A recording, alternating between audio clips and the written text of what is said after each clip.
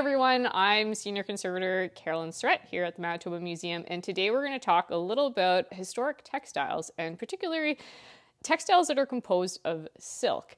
Now, I have with me in here something that was recently treated in the conservation lab. This is a nurse's cape. It was sort of the formal wear that was worn by a nurse in World War II that belonged to Emily A. Parker. And she was from Morden, Manitoba, and she served in 1917 in England as part of the Nursing Sisters. When she came back to Canada, she served as a school nurse in the Winnipeg School Division and continued until her retirement.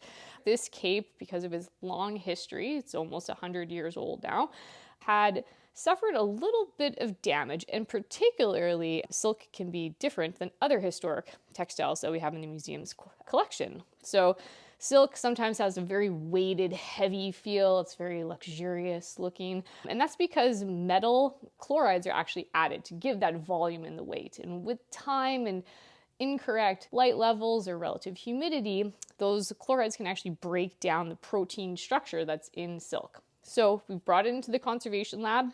We did some treatment on it. Along the hemline, the way that silk tends to deteriorate is it shatters. So it gives this very flaky feeling to it. And so you can see all the rips and everything. What we do to fix it or repair it is to actually encapsulate it in sort of this crepeline netting, and that helps to keep all of the fabric pieces together, but still allows us to display it in a really good way so the general public can see it, and it doesn't accelerate the damage with time. The other thing that happened is that the hemline was once upon a time detached, and what we did is we actually put another silk backing here, and we used the exact same stitch holes, because we never want to create more damage, to reattach the hemline all along the entire edge of this piece. You can see here along the inner seam that, again, some of that is still, it was a little bit too tight, but we got it back as best as we could, and now it can appropriately sit on a mannequin. Okay, this is an example of a silk textile that we have. It's a very, very large Fraternal Orders banner. This is roughly from the late 19th century. And what has happened is that, again, over time, the silk has begun to degrade.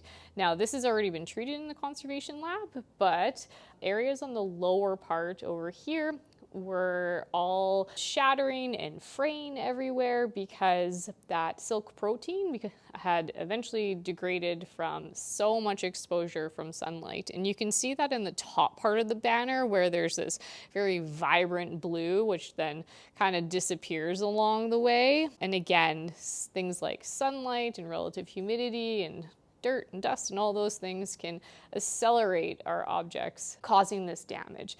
But also, this banner, although it's laying flat now, would have been hung vertically. And the weight of all of the fringe that is at the bottom, which is actually composed of metallic thread, would have been so heavy that it would pull so much on the silk, causing it to shatter. So those are just a few pieces. Again, it's not the only type of textile that we have in the museum's collection, but it's sort of one of those unique ones that you can see very visibly when it's starting to go.